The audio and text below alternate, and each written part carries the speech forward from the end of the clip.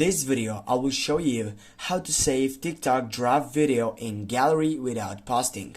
Firstly, for example, if you got in that situation and you want to simply save that TikTok draft video, you need simply to go firstly to that get betting site, and when you do that, firstly go next, and right over you get here, and now if you simply go right down for drafts, and if you want to go see your draft section right over here, and if you tap on it, and simply you're gonna find out the same session on it.